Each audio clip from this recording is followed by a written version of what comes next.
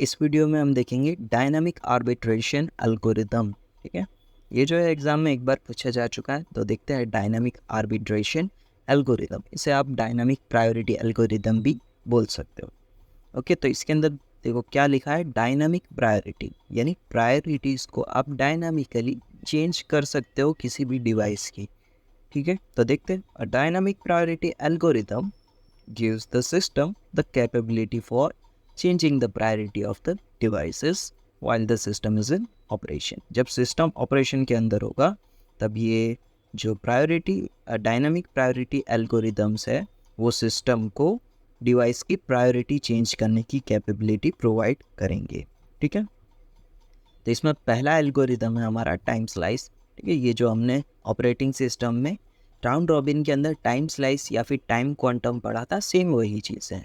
तो इसके अंदर क्या होगा, जो भी डिवाइस है या फिर प्रोसेसर है या सीपीयू है या फिर कोई भी यूनिट है, उसे पर्टिकुलर टाइम के लिए यहाँ पर बस असाइन की जाएगी। ठीक है, यानी पर्टिकुलर टाइम कुछ भी हो सकता है। 1 मिनट अगर एग्जाम्पल में ले तो कोई भी डिवाइस 1 है तो उसे 1 मिनट के लिए बस असाइन की जाएगी। फिर डिवाइस 2 आया, उसे 1 मिनट के लिए बस असाइन की जाएगी। फिर डिवाइस 3 आया, उसे 1 मिनट के लिए बस असाइन की जाएगी। ठीक है, अभी मान लो कि 3 ही डिवाइस है, तो फिर वापस डिवाइस 1 को 1 मिनट के लिए बस असाइन की जाएगी, फिर डिवाइस 2 को, फिर डिवाइस 3 को, फिर वापस डिवाइस 1 को। तो ये जो था वो राउंड रॉबिन फैशन था। तो टाइम स्लाइस जो है वो राउंड रॉबिन के अंदर अप्लाई होता है। The time slice algorithm allocates a fixed length time slice of burst time that is offered sequentially to each processor in round robin fashion. All CPU have time slot। तो ये time slice algorithm क्या करता है, एक burst time का fix length का time slice जो है हर एक प्रोसेसर को सीक्वेंशली ऑफर करता है इन राउंड रॉबिन फैशन।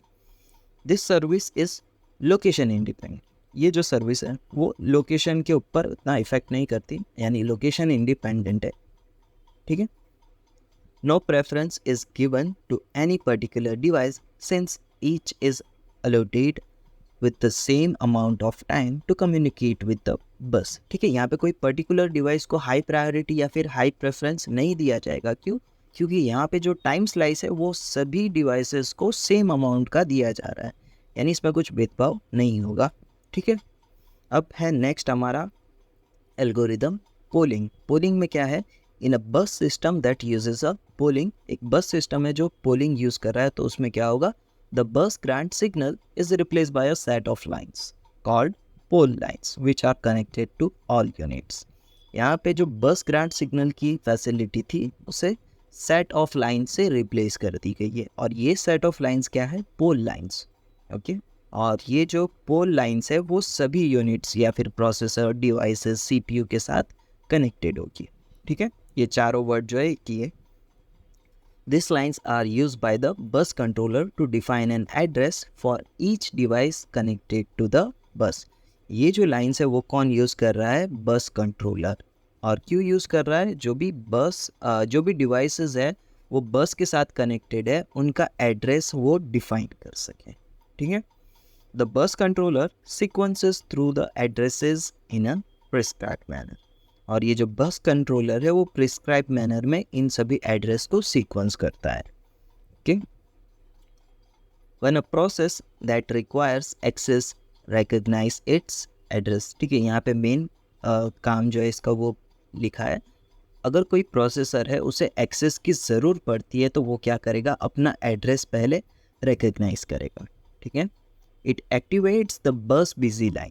और फिर यहाँ पे इसने क्या किया, बस बिजी लाइन को एक्टिवेट किया। क्यों बस बिजी लाइन को एक्टिवेट किया, ताकि जो दूसरा कोई प्रोसेसर है वो बस को एक्सेस ना कर पाए। ठीक है, यानी उस वक्त के लिए सिर्फ ये पर्टिकुलर प्रोसेसर है वो बस को एक्सेस कर सके इसके लिए, एंड देन एक्सेस द बस। तो इसके अंदर क्या हो रहा है कि अगर कोई प्रोसेसर को एक्सेस की ज़रूरत पड़ती है तो पहले वो अपना एड्रेस जो है उसे रिकग्नाइज करेगा और फिर बस बिजी लाइन को एक्टिवेट कर देगा, ताकि कोई दूसरा प्रोसेसर आके उसे यूज़ ना कर सके, और फिर उस बस को वो एक्सेस करेगा। ठीक है, कहाँ पे थे, after a number of bus cycle. ठीक है, यहाँ पे क्या हो रहा है, कुछ नंबर ऑफ बस साइकिल जो है वो एग्जीक्यूट हो चुकी है। अब क्या होगा, the polling process continuous by choosing a different processor.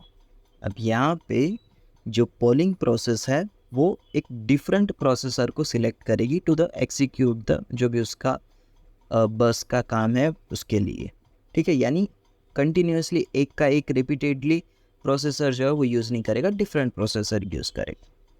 The polling sequence is normally programmable, और ये जो पोलिंग सीक्वेंस है वो प्रोग्रामेबल है, यानी आप उसे चेंज कर सकते हो, मॉडिफाई कर सकते हो, एडिट कर सकते हो, उसकी जो भी प्रायोरिटी है उसे भी आप चेंज कर सकते हो, ठीक है।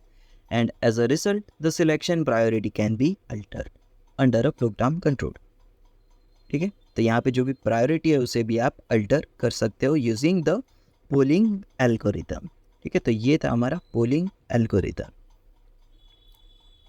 अब आते हैं LRU पे, लीस्ट रिसेंटली यूज एल्गोरिथम। तो इसके अंदर क्या होगा, जो भी डिवाइस है जो एक डिवाइस है जिसने काफ़ी लंबे समय से बस को यूज़ नहीं किया है, उस डिवाइस को हाई प्रायोरिटी दे दी जाएगी, ठीक है। The least recently used algorithm gives the highest priority to the requesting device that has not used the bus for the longest interval, ठीक है। यहाँ पे जो LRU एल्गोरिदम है वो क्या करेगा, एक ऐसे डिवाइस को सिलेक्ट करेगा जिसने काफ़ी लंबे समय से बस को यूज़ नहीं किया है और उसे फिर वो हाईएस्ट प्रायोरिटी दे देगा। The priorities are adjusted after a number of bus cycles according to the LRU algorithm, और जितने भी number of bus cycle execute हो जाए उसके बाद उन प्रायोरिटीज़ को एडजस्ट किया जाता है based on LRU algorithm. With this procedure, no processor is favored over any other, ठीक है। इस प्रोसीजर के अंदर कोई पर्टिकुलर प्रोसेसर को फेवर नहीं किया जाएगा कि आप ही पूरा रिसोर्स लेके जो भी आपका काम है, बस का जो भी काम है वही आप पर्टिकुलर प्रोसेसर ही एग्जीक्यूट करो, ऐसा कुछ नहीं होगा। Since the priorities are dynamically change, और यहाँ पे जो प्रायोरिटीज़ है वो डायनामिकली चेंज होती रहती है, क्यों, to give every device an opportunity to access the bus, ठीक है। हर एक डिवाइस को जो बस है वो एक्सेस करने के लिए मिलनी चाहिए इसके लिए। और यहाँ पे एक एग्जांपल लिखा है, अगर CPU 1 जो है उसने काफ़ी लंबे समय से बस को एक्सेस नहीं किया है तो उसे आप हाईएस्ट प्रायोरिटी दे दो, ठीक है। तो ये था हमारा list recently use algorithm. Next है फीफो, ये भी हमने पढ़ा था वही है, ठीक है। ये फीफो, LRU और ये टाइम स्लाइस जो हमने ऑपरेटिंग सिस्टम में पढ़ा था सेम वही चीज़ है, ओके। फीफो में क्या होगा, in this scheme request are serve in the order receive, यानी इसमें क्या हो रहा है, जो भी रिक्वेस्ट है वो जिस ऑर्डर में रिसीव हुई होगी उसी ऑर्डर में उन्हें सर्व किया जाएगा। अगर डिवाइस 1 ने पहले रिक्वेस्ट की फिर उसके बाद डिवाइस 2 ने रिक्वेस्ट की तो पहले जो है डिवाइस 1 को बस असाइन कर दी जाएगी, यानी जो पहले आया उसे पहले बस असाइन कर दी जाएगी। To implement this algorithm the bus controller establish a queue, और अगर ये एल्गोरिदम को इम्प्लीमेंट करना है तो बस कंट्रोलर को पहले एक क्यू एस्टैब्लिश करनी होगी और arrange according to the time that the bus request arrive, और फिर जो भी डिवाइस पहले रिक्वेस्ट करेगा उस रिक्वेस्ट के अकॉर्डिंग उन्हें अरेंज करना होगा, okay. Each processor must wait for its turn to use the bus on a FIFO basis, ठीक है। यहाँ पे जो भी पीछे के यानी जो लास्ट में डिवाइस ने रिक्वेस्ट की है उसे वेट करना होगा, जो भी आगे के डिवाइसेस हैं वो जब तक के बस यूज़ ना करे तब तक, ठीक है। अगर कोई लास्ट वाले डिवाइस के पहले वाला डिवाइस जो है जब वो बस यूज़ कर रहा होगा और जब उसका बस यूज़ ख़त्म हो जाएगा फिर उसके बाद उसको मौका मिलेगा, यानी उसको बाकी समय के लिए वेट करना पड़ेगा इन अ फीफो मैनर, ठीक है। तो ये था हमारा फीफो एल्गोरिथम। अब देखते हैं रोटेटिंग डेजी चेन, ये जो हमने यूनिट 8 में डेजी चेन पढ़ा था ना उसी का एक एक्सटेंडेड वर्जन है। बस इसके अंदर क्या होगा, जो लास्ट डिवाइस था ना उसका प्रायोरिटी आउटपुट पहले डिवाइस के प्रायोरिटी इनपुट के साथ कनेक्टेड होगा और इस तरह से वो एक लूप बनाएगा ताकि वो रोटेट कर सके, ठीक है। और कहाँ गया, इसको हटा देते, ये ठीक है, ये प्रायोरिटी इंटरप्ट में डेजी चेनिंग पढ़ा था ना वही है। यानी ये जो डिवाइस, यहीं से ड्रॉ कर देता हूँ, ये जो इसको आप लास्ट डिवाइस मान लो, तो ये लास्ट डिवाइस का प्रायोरिटी आउटपुट पहले डिवाइस के प्रायोरिटी इनपुट के साथ कनेक्टेड होगा। Okay, the rotating daisy chain procedure is a dynamic extension of the daisy chain algorithm. तो रोटेटिंग डेजी चेन क्या है? ये डेजी चेनिंग का एक एक्सटेंडेड वर्जन है। The highest priority to the unit that is nearest to the unit that has most recently accessed the bus। ठीक है, यहाँ पे क्या हो रहा है, अगर कोई एक डिवाइस है उसने अभी बस को एक्सेस किया है तो उसके नियर में जितने भी यूनिट हैं उन्हें हाई प्रायोरिटी असाइन कर दी जाएगी। ठीक है, यानी क्या हो रहा है, अगर मान लो कि ये डिवाइस 2 है, इसने अभी बस को यूज़ किया, तो यहाँ पे इसकी प्रायोरिटी है जो वो 0 हो जाएगी, और जो इसके आसपास में है ना उनकी प्रायोरिटी जो है वो हाई हो जाएगी। ठीक है, यानी अगर डिवाइस 2 ने बस यूज़ की तो उसके नियर में जो भी डिवाइसेस हैं उनकी प्रायोरिटी हाई हो जाएगी।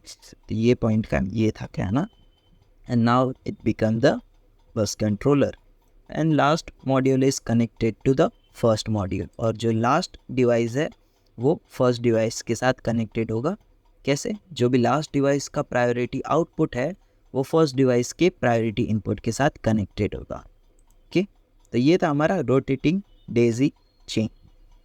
ठीक है, और इसी के अंदर सेम यही चीज़ें लिखी गई है, बस इसके अंदर इनकी डेफिनेशन लिखी हुई थी। तो यहाँ तक रखते हैं।